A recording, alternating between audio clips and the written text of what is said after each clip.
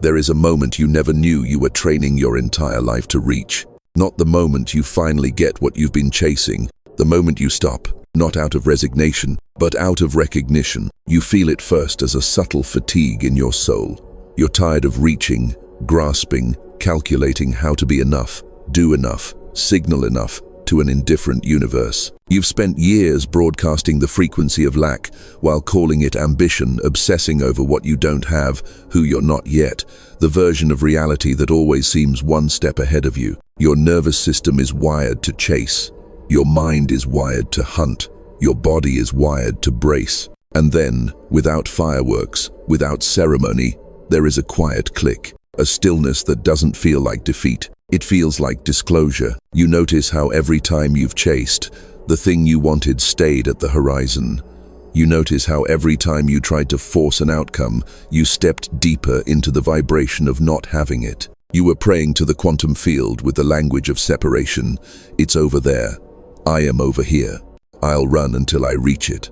And the field, which responds only to coherence, reflected that split back at you with perfect precision. You thought the universe was ignoring you. It was obeying you. Because in the physics beneath your story, chasing is not neutral. Chasing is a command. When you pursue from lack, your attention collapses the wave of possibility into one dominant pattern. I do not have this. I must try to get it. That becomes the organizing code in your field. Every action, every word, every micro-tension in your face reinforces the same instruction to reality. Keep it away, so I can keep chasing. You didn't fail. You were just extremely powerful and unconscious. So this moment, the one you're in right now, listening to these words is not random. It is the moment your system can no longer sustain the incoherence between what you say you want and what your field is actually broadcasting. The old strategy has reached its critical mass. The loop is exposed. The observer inside you is waking. You begin to see that what you've called not trying was actually withdrawal, collapse, numbness. But what is arriving now is different. It's a still, lucid decision to stop leaking your signal into the void of desperation, to stop praying to absence, to stop offering your life force to timelines that are clearly not yours. You don't yet know what comes after the chase, but you can feel something watching from the center of your chest, patient, precise, unmoved by your panic. That presence is not tired. It was simply waiting for you to get here. You start to realize that the presence in your chest isn't asking you to chase anything. It is not impressed by your strategies. It is not moved by your bargaining. It moves reality. And this is where your old narrative quietly fractures. You were taught that reality is external, heavy, indifferent, obeying only physical force and social leverage. You were trained to believe that making things happen means pushing, hustling, outcompeting. But underneath the visible world, beneath your calendar and your messages and your bank account, the quantum field has been responding to you in a different language, not your words, not your plans, but the frequency of your being. You can lie to other people about how surrendered you are. You cannot lie to the field, because every thought, every contraction, every micro-story you repeat about yourself is an electromagnetic event. Your brain generates the pattern. Your heart broadcasts it. Your body becomes an antenna, tuning to a specific region of possibility inside the infinite wave of what could be. That tuning is not metaphorical. It is literal coherence or lack of it. When you chase, your signal scatters. Your attention ricochets between timelines. The fear of losing this one, the fantasy of gaining that one, the memory of when you were rejected, the prediction that it will happen again. You're not living in the present. You're living in a swarm of uncollapsed futures. To your nervous system, it feels like pressure. To the field, it looks like noise. Noise does not bend reality. Noise cannot organize probability. The moment you stop chasing from that scattered state, something radical happens that your surface mind misinterprets as giving up. What's actually occurring is a quantum reorganization.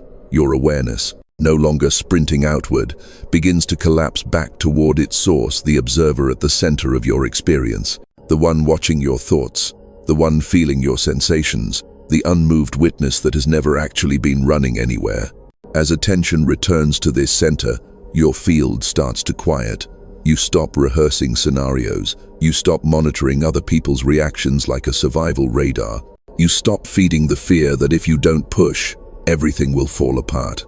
And in that quiet, a new signal can finally emerge, not one built on lack, but on intrinsic sufficiency. You don't have to convince yourself with affirmations. The body knows the difference. When you are still chasing, affirmations become performance. You say, "I am abundant," while every cell whispers, "We are terrified." The field doesn't respond to the sentence. It responds to the sum frequency. But when you release the chase, when you let yourself stand in the unnerving openness of not grasping, a different truth becomes available. The recognition that you exist before any outcome, that you are here even when nothing is happening, that your worth is not a variable being measured by external events. This recognition is not sentimental. It is structural. At the level of the field, a coherent system bends probability around it. Like a planet curving spacetime, a stable inner gravity pulls compatible realities into orbit. Opportunities appear that look like coincidence. People think of you at the exact moment you're ready to receive. Information arrives just as you reach the bandwidth to integrate it. You call this synchronicity, serendipity, the universe finally helping you. But the truth is simpler and more unsettling. It was always trying to help you. You were broadcasting chaos. Now, as you stand in this new stillness, you can feel the first hints of reconfiguration. The urge to prove yourself becomes slightly less loud. The compulsion to check, to refresh, to scroll for confirmation loosens its grip by a single notch. You notice moments of unforced breath, micro-intervals where nothing is wrong, nothing is missing, nothing needs to be managed. In those intervals, reality begins to lean toward you, not because you've become morally superior or spiritually advanced, but because the field can finally read a clear instruction from your system. I am here, I am available, I am not running. And availability, at the quantum level, is power, the power to host, the power to receive, the power to let timelines arrive instead of being hunted. You were never designed to chase your destiny. You were designed to become a shape it cannot ignore. To understand why everything changes when you stop chasing, you have to see what the chase actually is. Not the story you tell yourself about ambition. The mechanism beneath it. The chase began long before you chose your goals. It began the first time you felt reality move away from you, the first rejection, the first withdrawal of affection, the first moment when what you needed did not arrive, and your body concluded, with brutal efficiency, "If I don't run after it, I will not survive." That conclusion did not stay as a sentence. It became wiring. Your nervous system turned into a prediction engine, always scanning, always forecasting loss. From that day, your body didn't just walk into rooms, it calculated them. It tracked tone, posture, micro-expressions, timing. You learned to anticipate abandonment, disappointment, betrayal, silence. That anticipatory vigilance wasn't conscious manifestation. It was a survival algorithm, constantly running in the background, tuning your field to "something is missing and I must secure it before it disappears." You called it drive, motivation, being a realist, but the quantum field read it as a stable broadcast of lack. At the quantum level, observation is participation. The observer effect doesn't only apply to lab experiments and photons in controlled environments, it applies to your lived life. The way you look at reality, the emotional prediction sitting behind your perception, interferes with the wave of possibility and forces it to collapse into matter that matches your expectation. When your baseline expectation is, "It will leave, it will fail, it will not be enough," the field coherently organizes around that attractor. This is why it felt like the same story kept happening with different faces. Different job, same dynamique. Different relationship, same ache. You weren't cursed. You were consistent. You were entangled with a specific subset of timelines, all orbiting the same hidden assumption: I need to chase what is inherently not available to me. That assumption acted like gravity, pulling similar scenarios into your orbit, not because you deserved pain, but because your field was brilliantly coherent around a flawed premise. So when someone told you, "Just let go, just stop trying so hard," it sounded like a threat. Letting go felt like dying. not because you're weak, but because your system confused stillness with annihilation. If you stop scanning, something will blindside you. If you stop striving, everything will collapse. If you stop proving your worth, you will vanish. This is the trap. The very pattern designed to protect you from loss keeps you in permanent relationship with lack. Now, feel what happens when you start to interrupt that pattern, not with blind positivity, but with clear seeing. You begin to notice, in real time, how your body surges when a message is delayed, when a look feels off, when an opportunity seems to wobble. You notice the spike in your chest, the narrowing of your vision, the compulsive urge to do something to fix it. That urge is the chase. That urge is the old code. You do not shame it. You do not wage war against it. You witness it the way a physicist observes a particle trajectory on a screen, curious, precise, unflinching. The second you become the witness instead of the one swept away, you introduce a new variable into the equation: conscious observation.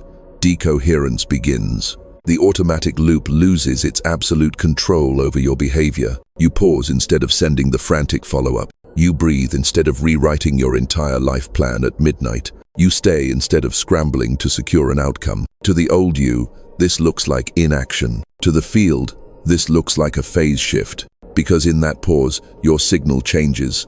You are no longer broadcasting, "I will be safe only if that responds to me, chooses me, validates me." You begin to emit a different structural message. I exist, even if this does not go my way. I remain.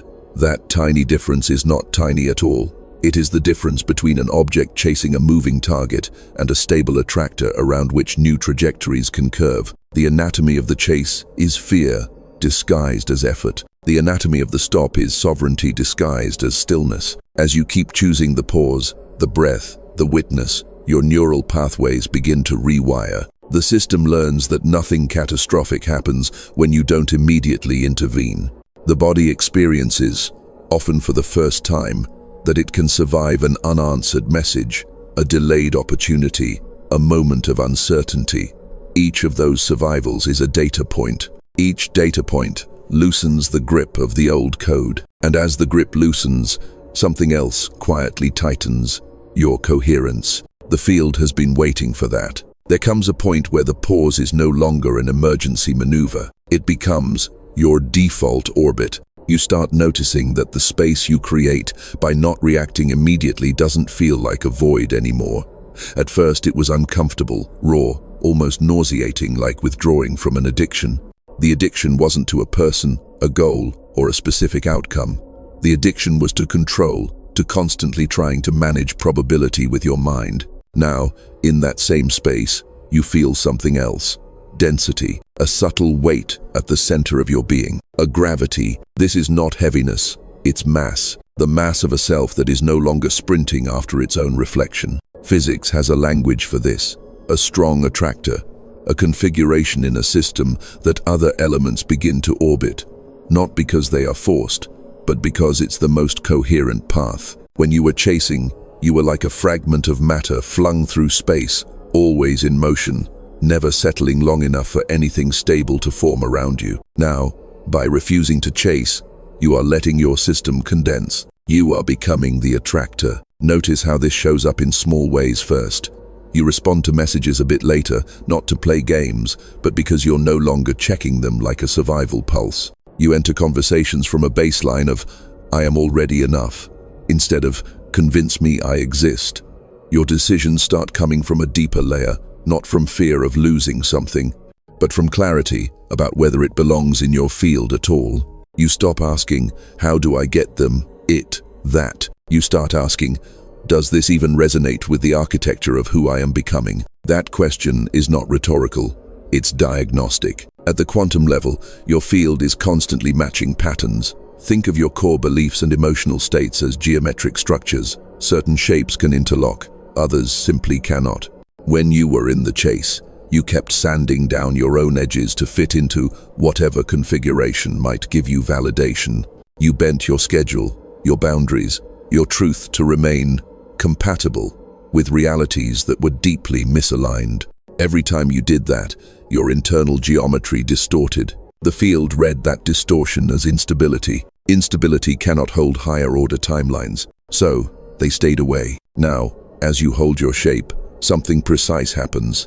Incompatible situations simply cannot dock. It may look like people leaving, opportunities falling through, certain doors closing, for no reason. But there is a reason. Your coherence is increasing. Your field is refusing to collapse around configurations that require you to abandon yourself. Loss? No. Structural upgrade. And in that upgrade, you begin to see why chasing used to feel so necessary. Without a stable inner attractor, the only way you knew to create movement was to run toward things and cling. You confused clinging with connection. You thought the tightness in your chest around a person or goal meant, "This is important," when in reality it often meant, "This is familiar to my trauma." As your coherence grows, the signal changes. What once magnetized you, chaos, inconsistency, almost but not quite, flashes of intensity with no depth, starts to feel less intoxicating. You feel the old pull, but you also feel something else, an undertone of nausea, a subtle no rising from the deeper structure. That no is your field refusing to re-entangle with timelines that collapse your power. You listen, you withdraw your chase, you hold your orbit. This is where reality begins to reveal its other interface, because as you stabilize, other patterns start seeking you. Opportunities that match your new coherence appear not as fireworks, but as quiet, precise alignments, the right conversation, the unexpected invitation, the idea that arrives exactly when you have the capacity to execute it. People who resonate with your unforced presence feel drawn in, sometimes without knowing why. They describe you as grounded, magnetic, clear. You are not performing magnetism, you are embodying it. From the perspective of the quantum field, nothing mystical is happening. A coherent source of information, your stabilized consciousness, is generating a consistent pattern. Probabilities that resonate with that pattern find it easier to organize around you, the way iron filings naturally arrange around a magnet. There is less friction, less noise, less wasted energy. You call it flow, you call it grace, you call it things finally working out. But notice the crucial detail. You are no longer sprinting outward to meet them. You are meeting them from your own center. You don't contort your truth to keep them. You don't abandon your body to maintain them. You hold your shape, and they either stay in orbit or drift away according to laws deeper than your preference. There will still be moments of fear. Old code does not vanish overnight. But now, when the urge to chase surges, you have somewhere to stand other than inside it. You have built an inner gravity, and from that gravity, you will start to see the next revelation. That reality doesn't only bend toward you when you are still, it also bends toward the precise instructions you give it through what you are willing to tolerate, what you are willing to release, and what you are finally ready to claim as non-negotiable in the architecture of your life. You've been told, your thoughts create your reality. That's only partially true. Thoughts are like surface code, the commands you type into a terminal. But beneath those commands is an operating system. What you tolerate, what you normalize, what you quietly endure, what you call just the way it is. That deeper layer has been broadcasting far more loudly to the quantum field than the sentences you repeat on top. You can say, "I am worthy of love," 1,000 times. If you accept being treated as disposable, the field reads the acceptance, not the affirmation, because at the level of energy, what you allow is what you stabilize. Every time you remain in a situation that fractures your coherence, your field receives a clear instruction. This pattern is safe enough to sustain, not pleasant, not fulfilling, safe, familiar, survived. The field is not sentimental, it is precise. Your nervous system knows this territory well. It has been keeping ledgers of what you survive, the unanswered calls you chase anyway, the disrespect you rationalize, the exhaustion you override to prove you're indispensable. Every survival reinforces the same message to your body. This is reality. We can handle this. Expect more of this. Those expectations are not passive, they're generative. You are constantly participating in a feedback loop. Reality presents a pattern, your body responds, you interpret the response, you choose an action, and that action either interrupts the pattern or anchors it deeper. When you chase after what hurts you, trying to fix it, heal it, win it, you are anchoring it. You call it working on yourself, but often it's working against yourself. Now that you've begun to stop chasing, a new kind of data becomes available to you. You can finally feel, without immediate override, where your coherence collapses. You notice the conversation where your chest tightens in that familiar way. You notice the project that drains you in the exact same pattern as the last one. You notice the subtle nausea when you agree to something your deeper self has already declined. Those sensations are not obstacles to your manifestation. They are diagnostics from your field. This is where your power sharpens. You begin to treat discomfort not as something to escape by chasing validation, but as information about your architecture. If a situation requires you to shrink, contort, or self-abandon, it is incompatible with the geometry you are now building. Staying is not noble, it is expensive. It costs you coherence. And coherence is the one currency that bends reality. So you start giving the field different instructions, not through grand declarations, but through micro-decisions. You say no and actually mean it. You stop over-explaining your boundaries to people invested in crossing them. You walk away from dynamics that only exist because you won't let them die. At first, this doesn't feel like power. It feels like loss. People leave. Old identities crack. Spaces that validated your smaller self no longer fit. But look deeper. Each loss is an instruction. I am no longer available for this level of incoherence. The field listens. It doesn't rush to comfort you. It reorganizes. And in that reorganization, new patterns become possible. Ones that could not dock while you were still subsidizing realities misaligned with your nervous system. You are not being punished. You are being recalibrated. Here is the part your old self doesn't want to hear. The quantum field bends most dramatically around conviction, not craving. Craving says, please give me this so I can feel whole. Conviction says, I am whole enough to release what fractures me, even if it leaves me with nothing for a while.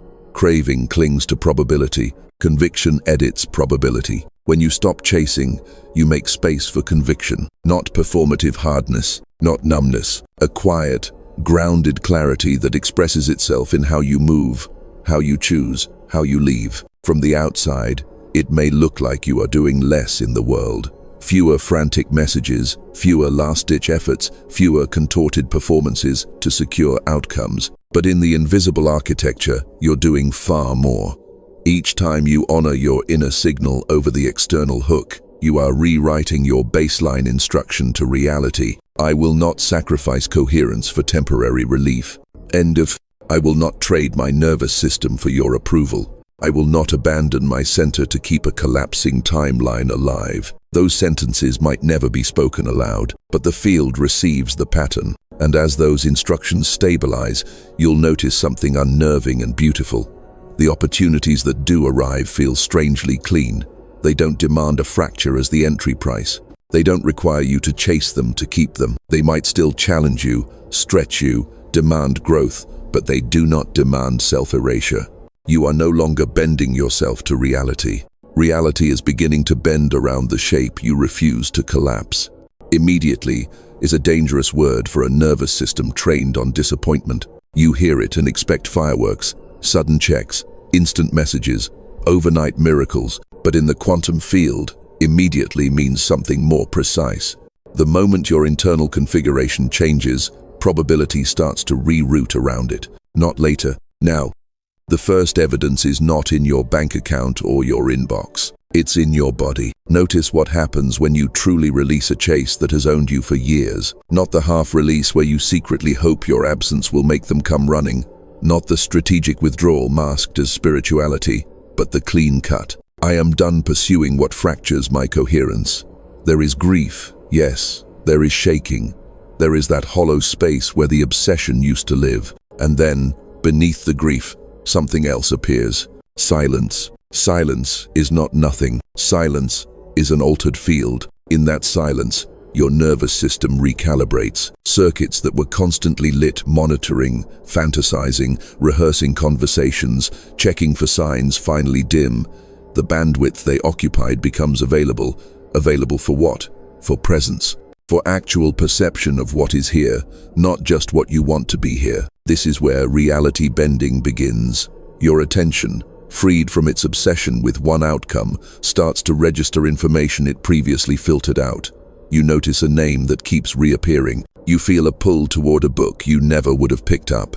You sense an urge to walk a different route, answer a message you would have ignored, say yes to something small but oddly resonant. None of this looks dramatic. All of it is structural, because the quantum field doesn't only speak in visions and goosebumps. It speaks in subtle vectors, tiny directional nudges that, compounded over days and weeks, move you into entirely different regions of probability space. When you were chasing, those nudges had nowhere to land. Your path was already overdetermined by obsession. Now, with the path open, information can finally guide you. You call it intuition. You call it gut feeling. Underneath, it is pattern recognition. Your system reading the field more clearly, because there is less internal noise. This is the first form of immediately.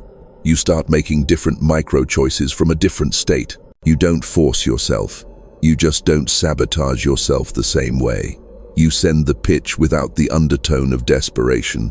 You decline the offer that smells like old pain dressed up as new opportunity. You invest in the skill that expands your capacity instead of the distraction that numbs your terror. Each of these micro-choices is a measurement event. Each one collapses the wave of possibility in a new direction. From the outside, it may look like nothing has changed yet. The visible structures of your life still resemble the old timeline, but the underlying trajectory has already shifted. The same way a fraction of a degree of deviation, maintained over miles, lands an aircraft in a completely different country.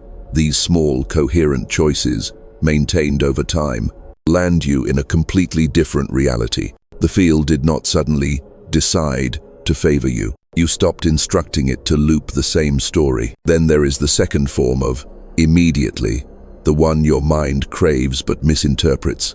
Strange alignments that appear right after you release the chase. A phone call from someone you thought you'd lost. An offer that matches the criteria you wrote down months ago. A door opening that would have been invisible when you were busy pounding on the wrong one. You're tempted to see this as a test. It's not always a test. Sometimes, it's physics. When you let go of a configuration that was never truly yours, the field can finally reroute compatible probabilities toward you. Some of those probabilities were already in motion. People already thinking of you. Opportunities already circulating. Ideas already searching for a host. Your chase was actually blocking their path because your actions kept dragging you back into low coherence contexts where those higher order patterns could not dock. Now that you're still, they can find you. But here is where your new discernment is required. Not everything that rushes in after you stop chasing deserves a seat in your orbit. Some of it is indeed the old pattern in a new costume, rushing to reattach. Some of it is your own field flushing out residual timelines so you can practice choosing differently. Reality bends toward you immediately, yes, but you still choose what you stabilize. So, you observe, you feel, you check the signal in your body. Does this new arrival relax your nervous system at its core, even if it stretches you at the edges? Or does it recreate the familiar tightness, the need to perform, the subtle fear that you'll be dropped if you stop contorting? The quantum field will not override your free will. It will keep offering probabilities that match your current coherence. Your job is to keep your coherence non-negotiable. In doing so, you anchor a new instruction into the fabric of your life. Only that which supports my full architecture may remain. The moment that instruction becomes real, not as a clever sentence, but as a lived boundary, reality is already bending. The proof will arrive not in a single cinematic scene, but in the undeniable accumulation of days where you can say, with quiet shock, I no longer recognize who I have to be to survive. I recognize who I am when I stop running. Lise, there is a version of you that only knows how to exist as a hunter. You don't call it that. You call it being proactive, responsible, on top of things. But if you look closely, You see the same archetype running through all of it, the one who survives by scanning the horizon for what might complete them, hurt them, leave them, save them. That archetype is the one the chase was built around, and as your field stabilizes, as reality starts to lean instead of run, that archetype begins to die.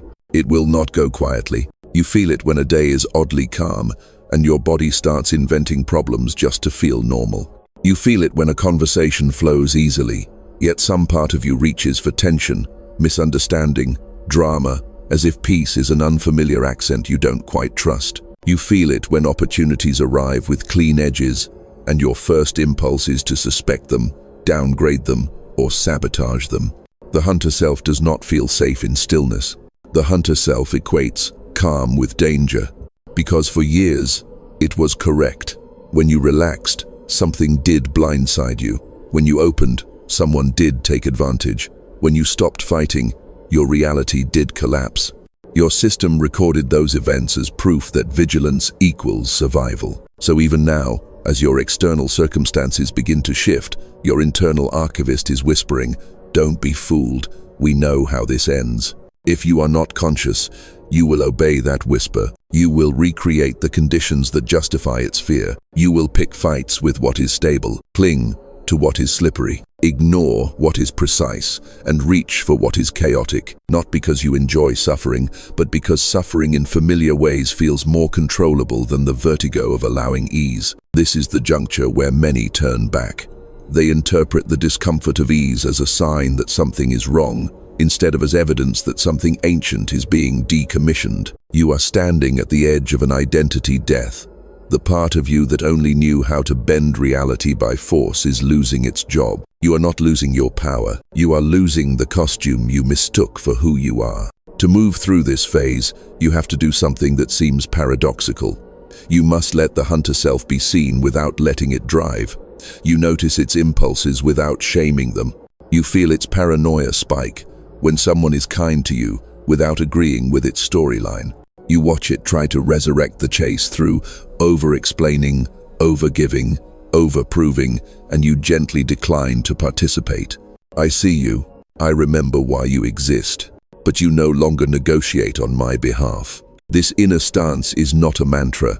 It's a posture. It's how you breathe when the urge to chase flares. It's how you sit in your chair when the message doesn't arrive. From the perspective of the quantum field, this is one of the most dramatic reconfigurations you can make. You are withdrawing animating energy from an old attractor, an identity built on, "I must hunt what is scarce," and feeding a new one, "I host what is aligned." As the old archetype starves, its associated timelines decay. They feel like collapse, but they are decomposition. And in the compost of that decomposition, new structures can root. You'll begin to notice tiny shifts in language that reveal the death underway. You say, less often, "I need them to choose me," and more often, "I'm watching how my body feels when I'm around them." You ask, less often, "How do I make this work?" And more often, "Is this actually true to my architecture?" You obsess less over being picked and care more about whether you are coherent. These are not just therapeutic insights, they are quantum coordinates. Every time you choose coherence over the hunter's impulse, you update your address in the field. You are no longer locatable at desperate pursuit of scarce validation. You become locatable at stable presence that does not trade its center for attachment.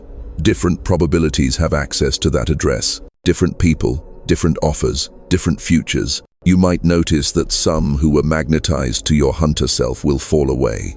They were nourished by your chase, by your overextension, your constant yes, your willingness to contort. As you withdraw permission for that exchange, they experience you as distant, cold, arrogant, not who you used to be. They are correct. You are not. Let them be right. Let them go. What remains and what arrives will be those who can meet the field you are actually becoming. Souls, projects, timelines that do not require the resurrection of the hunter to sustain them. Dynamics where your stillness is not a threat, but a baseline. Contexts where your boundaries sharpen the connection instead of being punished. The death of the hunter self is not the end of your agency. It is the end of your slavery. On the other side of this death, Something wordless waits a mode of moving through reality, not as a pursuer or a performer, but as a locus of precise influence. You will not need to grab what's passing by. You will learn to alter the currents that decide what passes by in the first place. That is where you're headed, even now, in the strange, disorienting quiet where your old identity is dissolving and the new one has not yet fully clothed itself in language. You are not empty. You are between selves. There is a point where philosophy is no longer enough for you. You don't just want metaphors. You want mechanics. You've heard that your frequency attracts your reality, that your thoughts shape your world, that your vibration calls in your future. But now that the hunter self is dying and the chase is dissolving, you are ready for a more precise understanding. What does it actually mean for the quantum field to bend toward you? Start with this. Reality, as you experience it, is not a continuous film. It is a sequence of frames. Each frame is a pattern of sensory input, emotional response, meaning-making, and action. In physics, you could call them state transitions. In spirituality, you could call them moments of choice. In your nervous system, they register as microforks. The email you send or don't send, the breath you take or hold, the boundary you assert or swallow. Most people live those frames on autopilot. The same state, the same meaning, the same choice. Different day, same timeline. When you were chasing, your frames were dominated by a single, persistent state. I am incomplete and must secure what I lack. That state colored your perception, so you filtered for threats and scarcity. It colored your meaning-making, so you interpreted neutral events as rejection or proof of unworthiness. It colored your actions, so you overcompensated, over-pursued, over-performed. The sequence of frames reinforced itself, and you called it my life. A timeline is nothing mystical. It is a repeating pattern of frames. To bend a timeline, you do not need to overpower the universe. You need to interrupt the pattern. This is where your new stillness becomes an instrument, not a concept. When a familiar trigger appears, the delayed reply, the ambiguous tone, the unexpected bill, the silence, after you risk visibility, your old frame would fire, spike of panic, collapse into old meanings, compulsive corrective action, same state, same meaning, same choice. Now, you intervene at the only place you ever could, the state. You feel the surge in your body, and you do not immediately obey it. You recognize, this is the hunter being activated, not an oracle of truth. You widen your breath instead of tightening it. You drop your shoulders instead of armoring. You shift your attention from the spinning narrative in your head to the raw sensation in your chest, your gut, your throat. This seems small. It is not small. State change precedes reality change. When you hold a different state in the same external circumstance, you generate a different electromagnetic signature. The brain's patterning shifts, the heart's rhythm shifts, the chemistry bathing your cells shifts.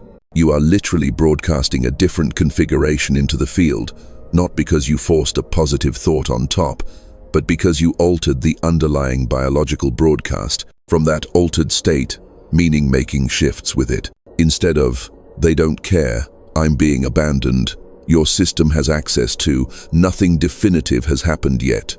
This is my fear replaying itself. Instead of, this proves I'm not supported, you can read the same event as, this is where I practice holding my coherence without instant reassurance.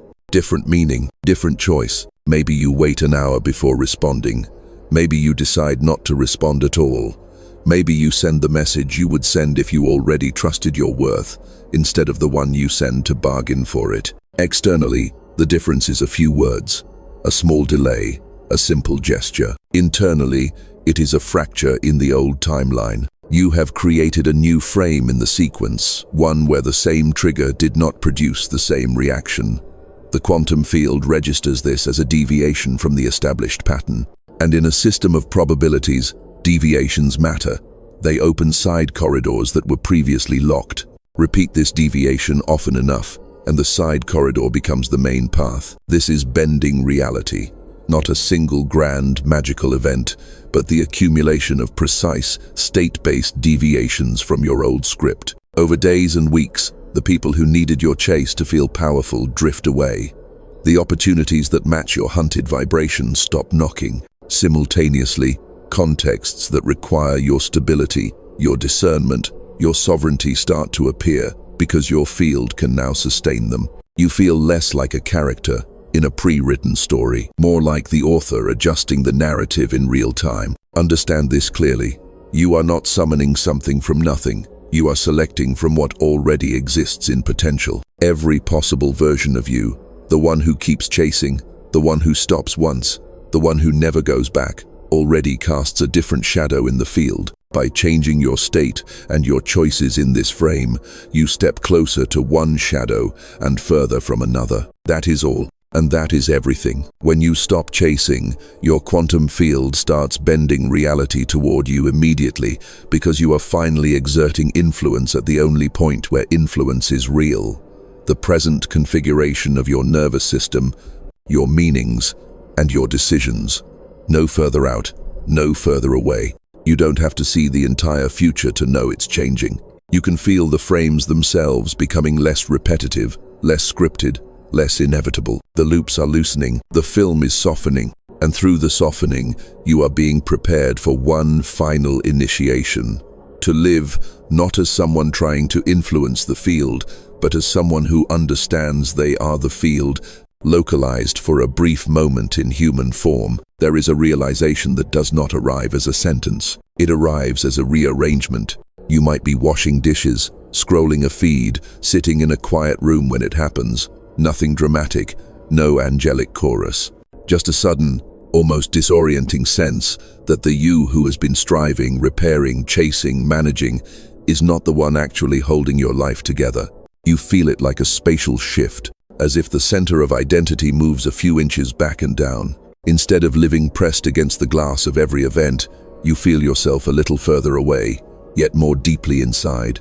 The thoughts keep moving, the emotions keep rising and falling, the external circumstances remain the same. But something that used to be fused is now separate. You are watching, not from dissociation, from depth. This is not apathy. Your care hasn't died.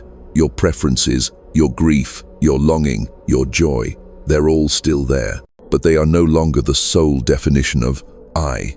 They are contents within a larger field of awareness that you now recognize as primary. For most of your life, you thought you were the contents, the heartbreak, the ambition, the fear, the chase. Now, slowly, you begin to see that you are the space in which all of that occurs. From a mystical angle, this is called awakening. From a quantum angle, it is the observer realizing its identity with the field. You've heard before that you are not your thoughts. It sounded like self-help. Now it feels like physics. The you who can notice a thought cannot be identical to the thought. The you who can feel a wave of panic and still choose how to breathe is not the panic. The you who can watch a lifetime of chasing and say, "No more," is not the chase. So who is that? That who is less a person and more a configuration, a stable, aware presence that doesn't start or end at your skin. When you sit very still and pay attention, you can almost sense it radiating outward, a field of subtle perception, registering the world without immediately tightening around it. The room, the sounds, the breath, the hum of distant traffic, all appearing inside this awareness you call mine. The boundary between inside and outside starts to blur. It occurs to you, maybe for the first time in a non-conceptual way, that the same awareness witnessing your thoughts is the one witnessing the room, the sky, the faces of strangers, the stars. That what you call my consciousness might be a localized expression of something not local at all. This is not an idea you need to believe. It's an experiment you can feel. When you stop chasing, your attention is no longer slammed outward into imaginary futures. It becomes available to investigate the present. And as it does, you notice that when your inner state shifts, the world you experience shifts with it, not just in how it feels, but in the actual patterns that show up around you. People respond differently when you are seated in that deeper center. Conversations take another turn. The right sentence comes out of your mouth without rehearsal. Synchronicities cluster, not as parlor tricks, but as structural echoes, inner and outer reflecting each other with unsettling precision. A phrase you wrote in your journal appears in a book. A question you whispered at night is answered in a random video. An image that visited you in a dream shows up on a stranger's shirt as you cross the street. At first, you dismiss these as coincidence. Then, there are too many. Gradually, a new default hypothesis forms. I am not interacting with a dead, separate universe. I am in constant, living conversation with a responsive field. And more quietly, beneath that, maybe the field and I are the same event, viewed from different angles. When this realization stabilizes, chasing becomes not just unnecessary, but nonsensical. You don't sprint toward your own nervous system to ask it for permission. You are the nervous system. In the same way, you no longer beg reality to include you. You recognize that your awareness is one of the very ways reality is existing. You stop asking, how do I make the universe notice me? You start asking, what signal am I as the universe, in this form, choosing to emit? This is not grandiosity. It is responsibility. Because if you are the field localized here, every concession you make to incoherence is not just about you. It's a distortion introduced into a web that touches countless others. Every time you choose clarity over compulsion, every time you refuse to chase what dimly poisons you, every time you stabilize around truth instead of fear, you are not only bending your personal timeline, you are altering the configuration of the larger grid. Other people's probabilities shift because you exist in a different state. They feel safer saying the thing they've censored. They feel braver making the move they've delayed. You become a node of permission not by preaching, but by emitting a pattern that says, it is possible to live without the hunt. You might never see the full extent of that influence. You don't need to. The field does not require your tracking to be impacted. What matters is this. The moment you stop chasing, you free enough bandwidth to discover who is actually here, underneath the lifelong emergency.